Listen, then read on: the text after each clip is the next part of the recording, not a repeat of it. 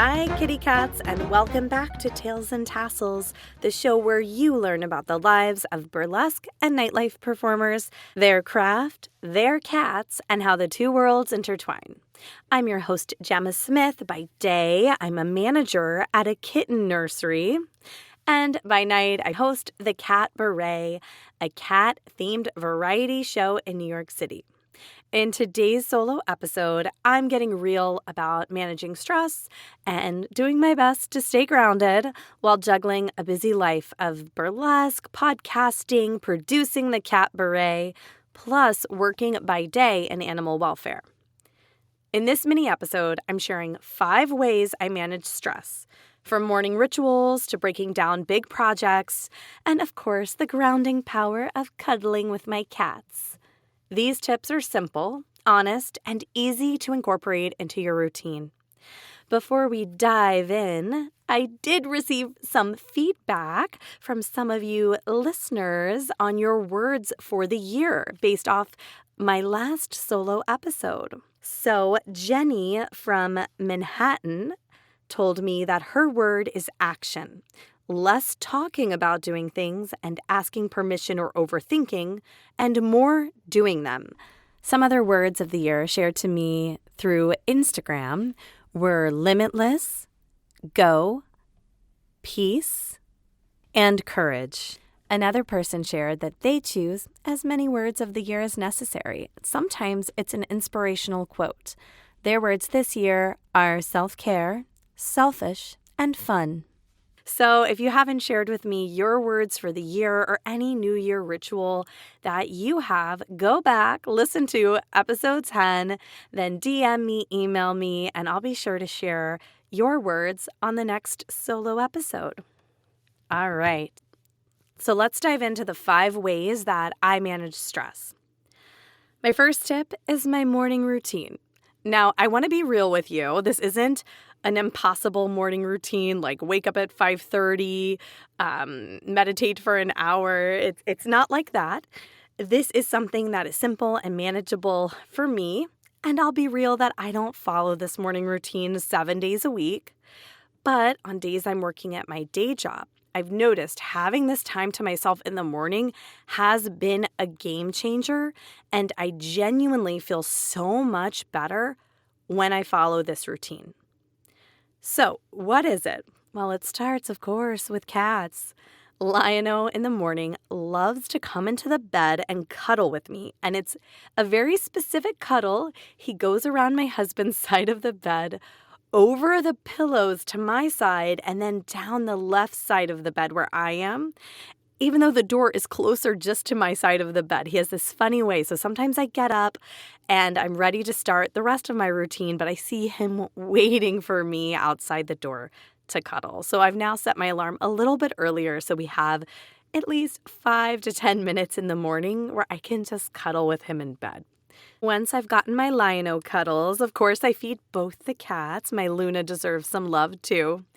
But next up is water, make my coffee, and do a morning meditation or aura cleanse by my favorite artist. She's a vocalist. She's also has a creative living podcast, Queen Herbie. I'm a member of her Patreon. So morning meditation or aura cleanse by Queen Herbie while I drink my water and my coffee. And like I said, it's not an hour meditation. These meditations are 5 to 8 minutes long. The aura cleanses, I used to feel silly at first, sitting in front of the screen and she's like spraying a mist, and now I have a little mist I use on myself to wake me up in the morning. But it's really nice to just not look at my phone and scroll first thing, number one, and take a moment to be present. I've noticed that I always feel better after I do the meditation. And you can do, of course, any meditation. They're on YouTube, Headspace app people love. I like a guided meditation. And again, that 5 to 8 minutes is enough for me. So after I do my meditation, I like to put on a playlist of some of my favorite songs that are very upbeat and positive to start my morning, and I journal. And I only journal for about 5 minutes. I do one page front and back, and it's just stream of consciousness, whatever's on my mind, whatever I'm anxious about, whatever I'm doing today. There's no real judgment. It's just to get pen to paper. So I've done my meditation, I do my journaling, and then after that, I do Peloton. And as I said, I'm going to be honest here. I don't do the classes. I'm not like working out hardcore, burning hundreds of calories. I'm doing it for about 30 minutes. On a day I have more time, 45, to reality TV shows. I am watching Peacock. I am watching any Bravo show that you can think of. We've got some Real Housewives. We've got some Summer House, perhaps. Real Housewives Potomac, Real Housewives Beverly Hills, Real Housewives New York. That's what I'm watching in the morning during Peloton. And it gives me something to look forward to when I'm doing the Peloton. And doing that is really for my mental health. It's to get my body moving, get my blood flowing, and it kind of just clears my brain. That is my morning routine. It's nothing too intense, I hope, but I notice a huge difference in my mental health when I do this versus the days I don't. And also, if it's a day I'm going to my day job, it gives me that time in the morning that I'm giving back to myself. I know not everyone's a morning person. So for you, it might be better that you do this in the evening, a time after work. Like, it's really whatever works best for you. A lot of burlesque performers, nightlife performers listening to this may not have day jobs like I do. They may full-time make a living performing at night. And so it's all going to look different based on your schedule and what works for you. Number 2, another way that I manage stress is by time management. I am very naturally type A and organized, and I like schedules. I honestly struggle with spontaneity and flexibility. There's areas for me to grow. I know myself, but it's a big one for me. To avoid overwhelm, I have to manage my time. And I've learned that if I don't map out my time, then maybe I won't get anything done, or worse, I'll overdo it. I have a tendency to keep taking action as a coping mechanism sometimes for anxiety, but it can absolutely lead to burnout. So I schedule time for work, for the podcast, for Catbaret planning, for time with friends, and time for rest, and of course, play, because that's my word for 2025. Blocking out rest is just as important as blocking out work. For me, I literally, in a blue marker in my passion planner, I write rest on the evenings that I am not going to make any plans other than watching an episode of Columbo with my husband. We're like on season 9. So DM me if you watch Columbo. So random. Okay, so how does this relate to my cat-themed projects, my creative projects, right? So for example, for Catbaret, I have a running to-do list for each show starting at 8 weeks out, then it goes to 7 weeks out, 6 weeks, and so on. And when I first plan the show, like book the date and the venue, I dump out all of the actions I need into different weeks. I actually have a template, so I just copy the template and then adjust it for there. And with all of the actions in different weeks, I then can focus on completing actions 1 week at a time, and it really helps and not get overwhelmed by the weeks closer to the show. For example, 8 weeks out might be post to save the date, confirm the show with the venue, confirm cast, start a run of show. 7 weeks out might be confirm show photographer, email to cast for details, confirm raffle prizes, things like that.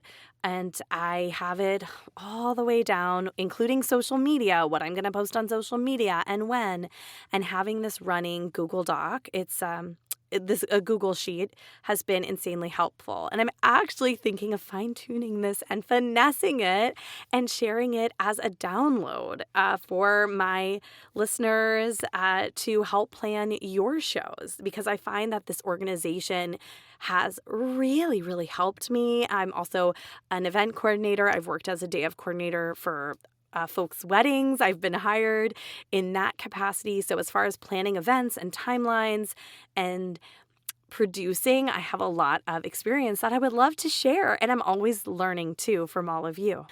Before we pounce into the next few ways I manage stress, I did want to give a Catbaret shout out. So I'll invite you to join us for a Galentine's Day party on Thursday, February 13th at Caveat here in New York City on the Lower East Side. Doors at 9, show at 9:30. We're going to be celebrating felines and friendship. And it's not just for the gals, okay? In this case, Galentine's is gender neutral. All are welcome, except your cats, okay? Humans only. But if you'd like to join virtually, we have tickets available for only $10. There's also an interactive chat feature. You can join from home with your kitty cat. That would be so much fun. Early bird tickets are on sale now to the Catbaret in New York City in person for only $20. We've got an incredible lineup. I'll be doing a burlesque tribute to my cat. So check out the link in the show notes. I'd love to celebrate with you and grow our community of cat lovers. And the third way that I manage stress is to feel my feelings. Sometimes the best thing you can do when you're feeling overwhelmed or anxious is to let it out. I'm not afraid to have a good cry or sit with my emotions. I got divorced when I was 30, and that was a really hard time for me. And that's when I really learned how to feel my feelings. I would try to push them away. It was just very hard. And when I learned to let my feelings wash over me like a wave, this metaphor really helped me. I would let my feelings wash over me like a wave, and then they would wash back out. And I do still struggle sometimes when I'm feeling a certain way and I don't want to feel that way. I have to remind myself of this metaphor and remind myself that feelings aren't bad. Feelings aren't facts. Feelings are just feelings, and they're meant to be felt. It's so important to sit with yourself and make space for your emotions and not to judge them. And journaling also helps with that, talking to a friend, which leads me into my next tip, number 4. Another way that I help manage stress and stay grounded is community. My words for the year truly are play and also community. For me, it's important to connect with others in a meaningful way and also to let my hair down and have some fun. Whether it's hanging out with my husband, Alan, seeing a burlesque show with my friend, Tabby Twitch, or meeting with my monthly creative mastermind group, as an extrovert, I need this social time to recharge. Everyone's different. Community may look different to you and how much of it that you need, but I do think it's important to connect with others, to feel seen and heard and appreciated and valued is very meaningful. And so for me, when I've isolated too much and I'm not connecting with friends, I notice it affects my stress. And a reminder that it's normal to feel stressed. It's okay to feel stressed. Stress is a part of life, right? It's going to be here no matter what. But it's helpful to have tips to help you manage and process stress, and self-compassion is key. Okay, so my last, but certainly not least way that I manage stress is cat connection and grounding techniques. Cat connection is key. Lionel and Luna remind me to be present. I am so grateful for them. And I don't know about you, but my cats are 10 and 11, and I've had them since they were kittens. And sometimes my brain goes to thinking about that they're not going to be here forever. Of course, that's going to cause me more anxiety and stress. But I remind myself to be present in the moment with them and that they're here now and that I love them. So I try to truly be present with them. I also practice some grounding exercises while hanging out with them, but also when I'm out and about and my brain is thinking a million things. So I like to, you may have done this, notice 5 things that I see, 4 things that I hear, 3 things that I touch, 2 things that I smell, and 1 that I taste. it helps me reset and focus when I'm feeling super anxious. So those are two kind of grounding techniques that I have, my cats, and also being present in the moment. Also, perhaps this is TMI, but I don't think it is because you're my cat-loving creatives who get it. But I always feel relief and my stress just melts away after I hear my cat Lionel pee in the litter box. His urine is music to my ears. I cannot believe I said that, but Lionel has had 2 previous urinary obstructions, and those are life-threatening and extremely stressful. If you know, you know. We're going to touch on that in a future solo episode. So his urine is truly music to my ears. In closing, stress is a part of life, right? But it doesn't have to take over. These 5 practices, my morning routine, time management, feeling my feelings, community, and connecting with my cats, help me stay balanced. And I would love to hear from you. What do you do to manage stress? Do these resonate? Do you have other ideas? Please drop me a comment, send a DM. I'd love to hear your tips. And that's a wrap for this episode of Tails and Tassels.